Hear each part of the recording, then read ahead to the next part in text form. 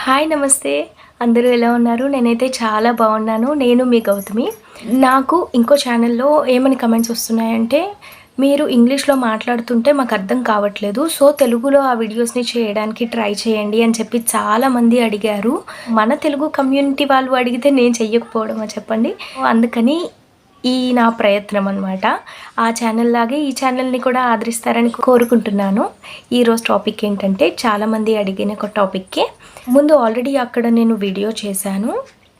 ఇక్కడ కూడా ఆ సేమ్ టాపిక్‌ని నేను తెలుగులో చెప్దామనుకుంటున్నాను. ఎవరెవరికైతే ఆ వీడియో అర్థం కాలేదో దయచేసి ఈ వీడియోని చూస్తారని అండ్ చూసిన వాళ్ళు మిగిలిన వాళ్ళకి షేర్ చేస్తారని కోరుకుంటున్నాను. ఏంటంటే నా చేతిలో డిగ్రీ ఉంది. నేను బీఈడీ చేశాను, లేక డైట్ చేశాను, లేక ఈ సబ్జెక్ట్‌లో నేను మాస్టర్స్ చేశాను. కానీ ఇంగ్లీష్ రాకపోవడం వల్ల, కేవలం ఇంగ్లీష్ రాకపోవడం వల్ల నేను జాబ్ తెచ్చుకోలేకపోతున్నాను. నేను ఒక డెమో క్లాస్ ఇవ్వలేకపోతున్నాను. నేను డెమో క్లాస్ ఇచ్చినా కూడా నన్ను ఎవరు హైర్ చేసుకోవట్లేదు అని చెప్పి కమెంట్స్ వస్తున్నాయి. సో, ఈ టాపిక్ కోసం అయితే నేను చెప్పాలనుకుంటున్నాను. మొదటిగా ఏంటంటే, మీకు డెమో అంటే ఆల్రెడీ ఐడియా ఉంది కదండీ! డెమో క్లాస్ ఇచ్చే కనీసం ఒక వారం రోజుల ముందుగానే మీరు మీ డెమో క్లాస్‌ని ప్లాన్ చేసుకోవాలి. మీరు ఎలా చెప్పాలనుకుంటున్నారు? అసలు ఏమైనా మెటీరియల్ యూజ్ చేయాలనుకుంటున్నారా? మీరు బోర్డ్ ఒకవేళ యూజ్ చేస్తే ఏ రకంగా యూజ్ చేయాలనుకుంటున్నారు? అండ్ మీరు ఇలా అంటున్నానని ఏమనుకోకండి. ఏ క్లోత్స్ వేసుకుంటున్నారు అన్నది కూడా మీరు కనీసం 2-3 డేస్ ముందుగానే ఆలోచించుకొని రెడీగా పెట్టుకోవాలి. లాస్ట్ మినిట్‌లో చేసే ప్రయత్నాలు అలాంటివేమీ చేయకండి. మీరు ఎందులో అయితే కంఫర్టబుల్‌గా ఉంటారో అటువంటి డ్రెస్‌నే సెలెక్ట్ చేసుకోండి. సరేనా? మొదటిగా ఇవన్నీ మీరు చేసుకోండి. ఫస్ట్ మీరు ఏం చేయాలంటే, మీరు ఏ టాపిక్‌లో అయితే మీకు 100% క్లారిటీ ఉందో, 100% నేను ఇది ఇంగ్లీష్‌లో చెప్పగలను, పర్ఫెక్ట్‌గా క్లియర్‌గా నేను పిల్లలకి ఎక్స్‌ప్లెయిన్ చేయగలను అనుకునే టాపిక్‌ని మీరు సెలెక్ట్ చేసుకోండి. ఓకేనా? ఒకవేళ మీకే గనుక చాయిస్ ఉంటే ఇంకేంటి చెప్పండి. నచ్చిన టాపిక్‌ని, మీకు 100% వచ్చిన టాపిక్‌ని సెలెక్ట్ చేసుకోండి. సెలెక్ట్ చేసుకున్నాక మీరు సెలెక్ట్ చేసుకున్న టాపిక్‌ని, ఆ లెసన్‌ని ఎలా చెప్పాలనుకుంటున్నారు అన్నది కూడా ప్రిపేర్ చేసుకోండి. తప్పేమీ లేదు. పాయింట్ టు పాయింట్ రాసుకొని ప్రిపేర్ చేసుకోండి. ఓకేనా? ఇంకా నేనేమైనా చిన్న పిల్లనా పాయింట్స్ రాసుకోవడానికి అని మాత్రం అనుకోకండి. ఎందుకంటే మీరు డెమో క్లాస్ ఇవ్వడానికి వెళ్తున్నారు. ఆ డెమో గనుక నచ్చి మిమ్మల్ని హైర్ చేసుకుంటే మీ లైఫ్ టర్న్ అవ్వబోతుంది. రైట్? సో, మీరు ఈచ్ అండ్ ఎవ్రీథింగ్ ప్లాన్ చేసుకుంటే మీకు మేబీ సక్సెస్‌తో పాటు లక్ కూడా కలిసి రావాలి. సో, కలిసొస్తుందేమో. కాబట్టి సక్సెస్ కోసం మీరు హార్డ్ వర్క్ చేయడంలో తప్పు కాదు కదా! సో, ఈచ్ అండ్ ఎవ్రీ పాయింట్‌ని మీరు చెప్పాలనుకున్న లెసన్‌లో ఉన్న ఈచ్ అండ్ ఎవ్రీ పాయింట్‌ని ప్లాన్ చేసుకోండి. ఆ లెసన్‌ని మీరు ఎలా స్టార్ట్ చేయాలనుకుంటున్నారు? స్టార్ట్ చేసేటప్పుడు చాలా ఇంట్రెస్టింగ్‌గా స్టార్ట్ చేయాలి. బోరింగ్‌గా స్టార్ట్ చేయకూడదనమాట. స్టార్టింగే మీరు పిల్లలకి ఒక క్వెషన్ వేసి వాళ్ళ తరపున ఆన్సర్ రాబట్టేటట్టు, లెసన్ హెడ్డింగ్ ఏంటి అన్నది పిల్లల ద్వారా రాబట్టేటట్టు మీరు స్టార్ట్ చేశారనుకో, పిల్లలు కూడా చాలా ఎంగేజింగ్‌గా ఫీల్ అవుతారనమాట. సో, లెసన్ అనేది అంత ఎంగేజింగ్‌గా మీరు ప్లాన్ చేసుకోవాలి. ఎలా స్టార్ట్ చేస్తారు? ఎటువంటి క్వెషన్స్‌ని మీరు పిల్లల్ని అడుగుతారు? వాళ్ళ తరపు నుండి ఎటువంటి ఆన్సర్స్‌ని ఎక్స్‌పెక్ట్ చేస్తున్నారు? వాళ్ళు కరెక్ట్ ఆన్సర్ చెప్తే ఎలా రియాక్ట్ అవ్వాలి? రాంగ్ ఆన్సర్ చెప్తే ఎలా రియాక్ట్ అవ్వాలి? వాళ్ళకి ఎలా అర్థమయ్యేటట్టు చెప్పాలి? క్లాస్‌ని ఎలా క్వైట్‌గా ఉంచాలి? ఎలా ఎండ్ చేయాలి? ఇవన్నీ కూడా మీరు క్లియర్ కట్‌గా రాసుకొని ప్రాక్టీస్ చేయండి. ప్రాక్టీస్ చేసేటప్పుడు కూడా మిర్రర్ ముందు ప్రాక్టీస్ చేయడం ట్రై చేయండి. ఓకేనా? మొదటిలో కొంచెం ఇబ్బందిగానే ఉంటుంది. బట్ ట్రై చేయండి ఒకసారి. ఓకేనా? లేదంటే కెమెరా ముందు ట్రై చేసినా పర్వాలేదు. ఒక 2-3 టైమ్స్ మీరు ఒకసారి బయటికి చెప్పేస్తే, ఇంగ్లీష్‌లో మీరు చెప్పాలనుకున్న కంటెంట్‌ని ఫస్ట్ బయటకు ఒక 2-3 టైమ్స్ చెప్పేస్తే మీరు ఫ్రీ అయిపోతారనమాట. మీ బ్రెయిన్ కొంచెం అడాప్ట్ అవుతుంది ఈ లాంగ్వేజ్‌కి. సో, మీరు అంతలా టెన్షన్ పడరు డెమో ఇచ్చే రోజున. 2-3 టైమ్స్ ప్రాక్టీస్ చేసిన తర్వాత, ఓకే, నేనిప్పుడు కొంచెం చెప్పగలుగుతున్నాను ఇంగ్లీష్‌లో అనుకున్నప్పుడు, మీకు తెలిసిన టీచర్ దగ్గర కానీ, లేకపోతే ఎవరి దగ్గరైనా బాగా తెలిసిన వాళ్ళ దగ్గర ఒకసారి ప్రెజెంట్ చేయండి. ప్రెజెంట్ చేసిన తర్వాత, ఇలా చెప్పాలనుకుంటున్న క్లాస్ ఓకేనా, పర్వాలేదా అని వాళ్ళ దగ్గర నుండి ఫీడ్‌బ్యాక్ అనేది తీసుకోండి. వాళ్ళు చాలా సజెషన్స్ ఇస్తారు.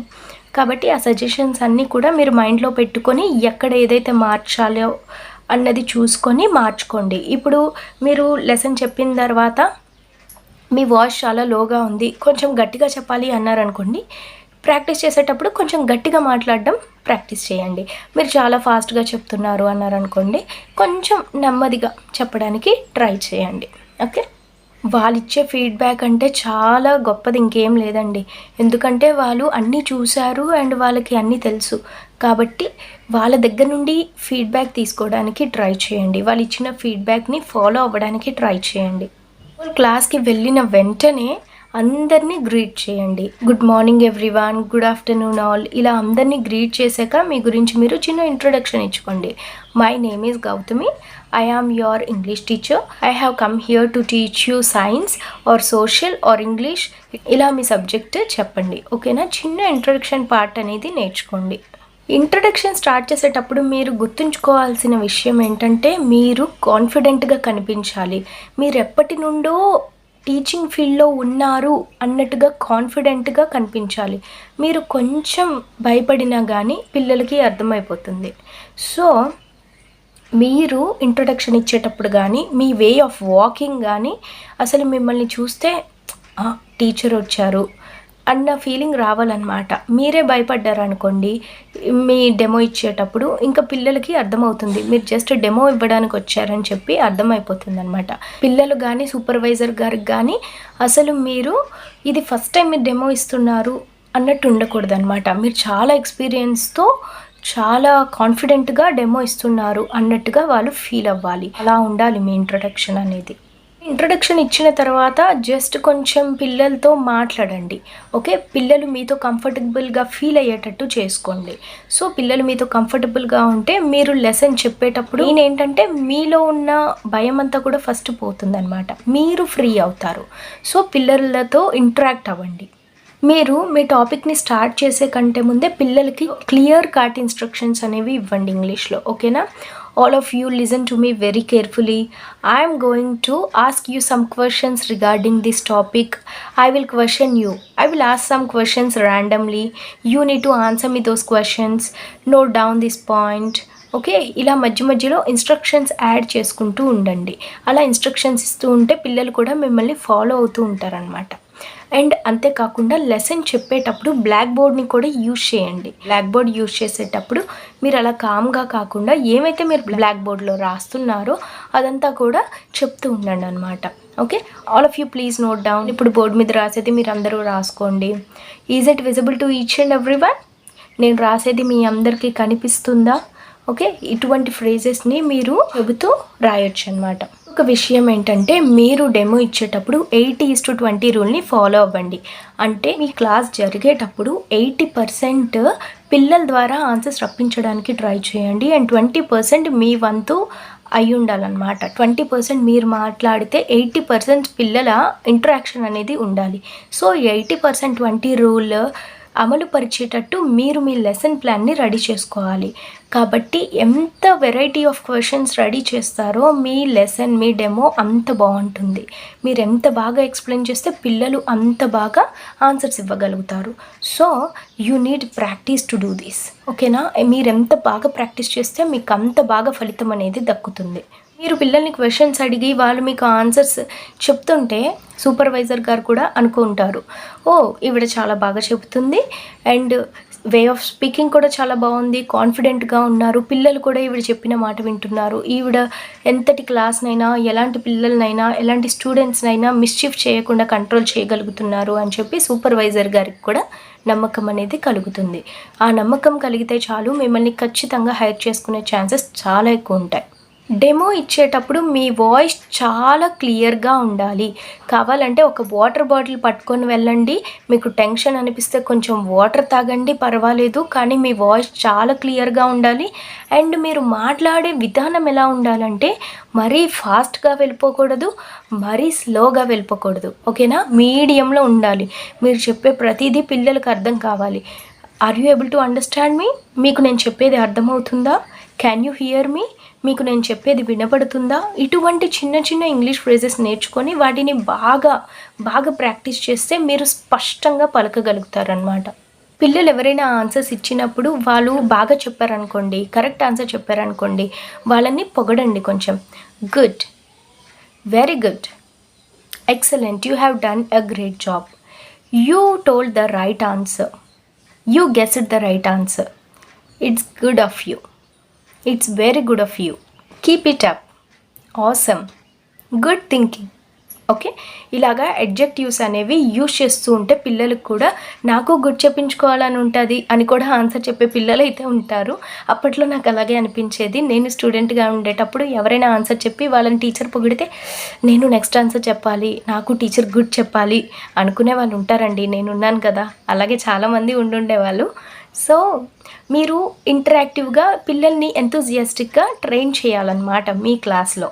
ఒకవేళ పిల్లలే కనుక కొంచెం తప్పుగా ఆన్సర్ చెప్పారనుకోండి, రాంగ్ ఆన్సర్ చెప్పినప్పుడు మీరు తప్పు చెప్పారు అని డైరెక్ట్గా కాకుండా, ఓకే నువ్వు గెస్ చేసావు కానీ కొంచెం తప్పుగా చెప్పావు, నేను అదేంటో ఇప్పుడు నీకు వివరిస్తాను అని చెప్పి మందలించినట్టు కాకుండా కొంచెం క్లియర్గా చెప్తే పిల్లలు కూడా నొచ్చుకోరు, అంతేకాకుండా ఇంకా ఎంతూజియాజంగా పార్టిసిపేట్ చేస్తారనమాట. ఓకేనా, ఇంకా చాలా ఫ్రేజెస్ ఉంటాయండి ఇంగ్లీష్లో. సో మీరు ఏం చేస్తారంటే ఆ కొన్ని ఇంగ్లీష్ ఫ్రేజెస్ని బాగా చదువుకోండి, బాగా ప్రాక్టీస్ చేయండి. మీరు డెమో రోజు ఇవ్వాలనుకుంటున్న లెసన్ని బాగా ప్రాక్టీస్ చేయండి. అండ్ మీరు కాన్ఫిడెంట్గా ఉంటే చాలండి.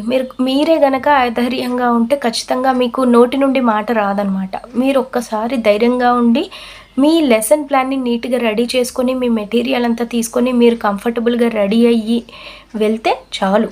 ఓకేనా, 2-3 టైమ్స్ ప్రాక్టీస్ చేస్తే అదే వస్తుంది, ఖచ్చితంగా జాబ్ వస్తుందండి. మనం ఇంత కష్టపడి చదువుకున్నప్పుడు మన చేతిలో డిగ్రీ ఉన్నప్పుడు ఎందుకు రా చెప్పండి, ఖచ్చితంగా వస్తుంది. కాకపోతే దానికి తోడవ్వాల్సింది మీ సంకల్పం మాత్రమే. సో ఇదండి ఈరోజు వీడియో. ఒకవేళ మీకు క్లాస్ రూమ్లోనే ఎటువంటి ఫ్రేజెస్ని వాడాలి, ఏ సిచ్యువేషన్లో ఏ ఫ్రేజ్ వాడాలి అన్న వీడియో కూడా కావాలంటే నేను ఖచ్చితంగా చేస్తాను.